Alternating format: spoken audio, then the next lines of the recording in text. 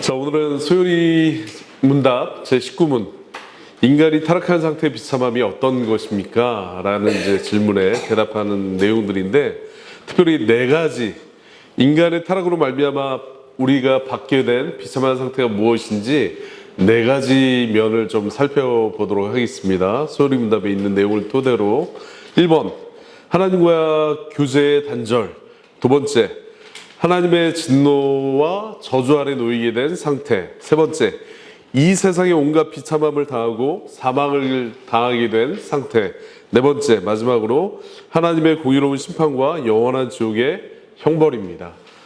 제일 먼저 하나님과 교제의 단절이에요. 인간이 타락으로 말미암아 받게 된 그 비참한 상태가 무엇이냐면, 하나님과 정말 영원토록 즐거이 교제할 수 있게끔 창조된 그 상태에서 타락한 순간 즉각적으로 영적으로 죽음을 맛보게 되었기 때문에 하나님과의 교제가 끊어져 버린 것입니다. 그래서 그 축복이 완전히 다 사라지게 된 거예요. 이게 왜 비참한지 아십니까, 여러분? 이게 왜 비참하냐면, 우리가 소요리 1문을 다뤘을 때도 그 내용을 우리가 살펴봤었는데, 어거스틴이라는 목사님이 이렇게 말씀했다고 그랬잖아요. 그때 뭐냐면, 하나님이 인간을 창조하셨을 때 그 사람 안에는 하나님이 아닌 다른 어떤 것으로도 만족할 수 없는 큰 공간이 있다라고 이제 말씀하셨잖아요. 그죠? 그래서 이 공간은 오직 하나님만으로만 채워질 수 있는 공간이에요. 그런데 인간이 타락으로 말미암아 하나님과 교제가 끊어져 버리니까, 단절되니까 어떻게 됐냐면, 그 만족할 수 있는 공간을 하나님으로 채울 수 없기 때문에 어떻게 됐냐면 만족을 누릴 수 없는 상태가 된 거예요. 그러니까 늘 공허하고 늘 불행하고 늘 불안한 상태에 떨어지게 된 거예요. 인간이 왜 창조된지 여러분들 기억하시죠? 그죠? 인간이 창조된 목적이 있다고 그랬어요. 하나님을 영화롭게 하고 하나님을 영원토록 즐거워하는 게 인간의 창조된 목적이에요. 근데 그 목적을 상실하게 되니까 어떻게 돼요? 방향성을 잃어버리게 되는 거예요. 자기 멋대로 살지만, 이전에는 하나님을 영원히 추구하고 하나님을 사랑하고 하나님을 즐거워했는데, 이제는 눈에 보이는 이 땅에 있는 것들을 사랑하고 추구하고 목적을 삼지만 만족을 얻을 수 있다 없다? 없어요. 이건 정말 역사적으로도 사실이에요. 자, 두 번째, 하나님의 진노와 저주 아래 놓이게 되었습니다. 하나님께서 이전에는 사람을 어떻게 바라보시는지 아세요? 사람을 어떻게 대하셨나요? 아담과 하와를 기뻐하는 대상이었어요. 하나님이 심히 좋았어요. 모든 피조물들 중에서도 더 심히 좋았던 대상이 사람이었어요. 그래서 하나님께서 처음에 창조한 그 의도와 목적이 있으시잖아요. 그죠? 하나님의 형상을 인간의 영혼 속에 새겨 놓으셨다고 말씀하셨잖아요. 그래서 짐승들하고 다르게 인간은 영적인 존재이고, 또 그 자발적인 의지를 가지고 하나님을 찬양하고 높이는 일을 했었는데, 이제 하나님께서 공의로우신 그 속성이 있으신 분이시기 때문에, 죄를 너무나 미워하시는 분이시기 때문에 더 이상 우리는 사랑의 존재가 아니라 어떤 존재가 됐어요? 진노의 대상이 된 거예요. 하나님의 분노의 대상이 된 겁니다. 그리고 저주의 대상이 된 거예요. 이게 얼마나 정말 슬프고 아픈 내용인지 모르겠어요. 세 번째, 뿐만 아니라 이 세상에 온갖 비참함을 당하고 사망을 당하게 되었습니다. 이 세상의 모든 질병과 슬픔과 고통, 또 이별, 배신, 또 두려움, 분노, 이런 모든 것들의 원인은 죄로 말미암은 타락이에요. 원래 에덴 동산에 이런 게 있었을까요? 없었을까요? 작은 가오나, 에덴 동산에 아담과 하와가 있었을 때, 창조되었을 때 하나님과 친밀한 교제를 하고 있었는데, 그때는 분노라는 감정이 있었을까 없었을까? 미움, 질투, 이런 게 있었을까요? 없었을까요? 질병이 있었을까요? 없었을까요? 아픔이 없었어요. 아픔이 없었어요. 늘 기쁘고 늘 하나님으로 인해서 만족하고 늘 하나님으로 인해서 평안이 있었어요. 행복했어요. 근데 이 땅에 죄로 말미암아 이 모든 안 좋은 것들이 다 들어오게 됐고, 그 아래에서 우리는 살게 된 거예요. 그러니까 타락기 이전에는 아담과 하와가 원하는 것들을 이 피조 세계가 다 제공을 했었어요. 그런데 타락 이후에는 어떻게 됐어요? 하나님께서 말씀하신 것처럼 이전에는 땅이 너가 원하는 노력 수고한 대로 모든 것들을 열매를 풍성히 줬지만 이제는 네가 땀을 열심히 일하고 땀을 흘려도 엉겅퀴와 가시 같은 것들이 나올 것이다 라고 이제 말씀하신 거예요. 땅이 저주를 받은 거예요. 죄로 말미암아서. 그래서 여러분들 잘 생각해 보세요.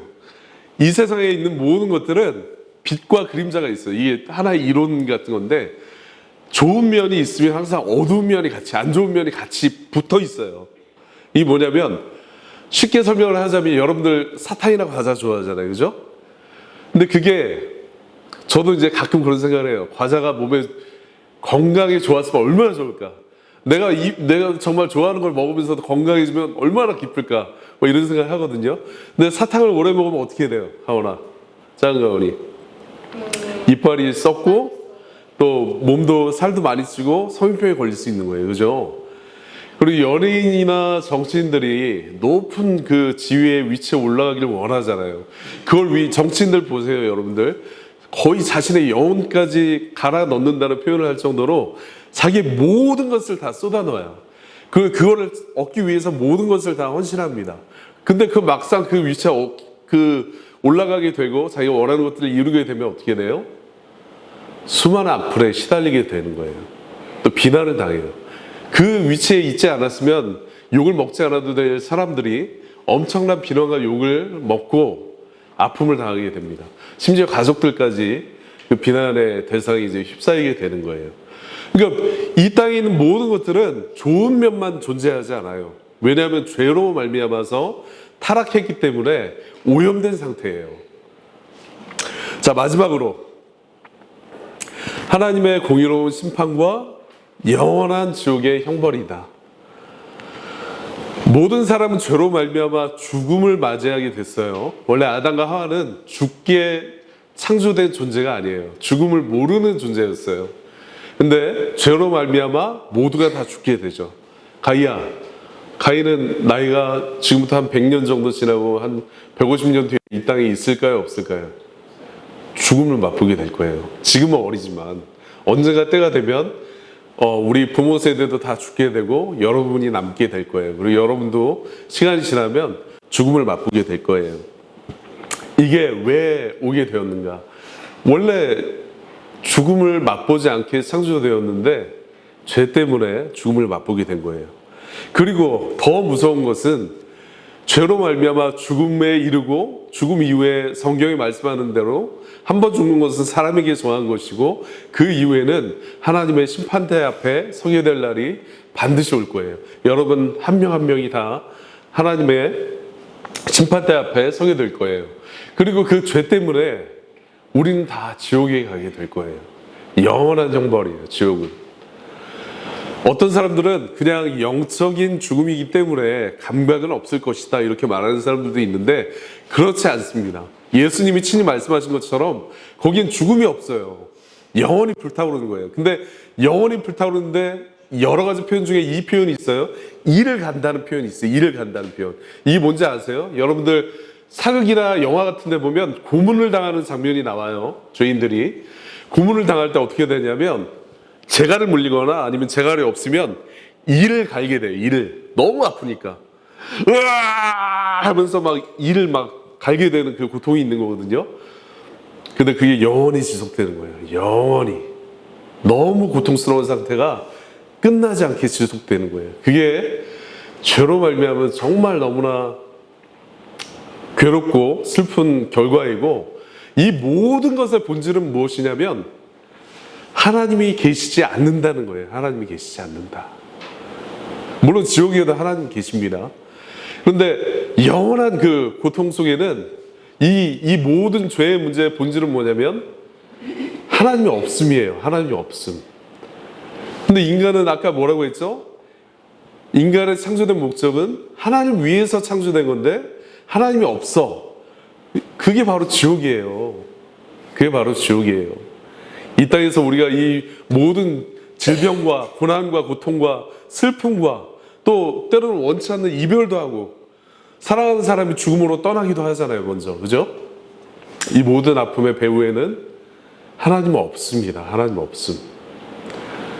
그리고 여전히 우리는 이 죄로 말미암아서 어떻게 돼 있는 상태냐면 하나님 대신 내가 주인 된 상태예요. 하나님 대신 내가 주인 된 상태. 그래서 내가 모든 것을 할 수 있다고 생각하지만 실제로는 항상 슬픈 결과만을 가지고 오게 되는 내용이라는 것입니다. 예, 기도하겠습니다.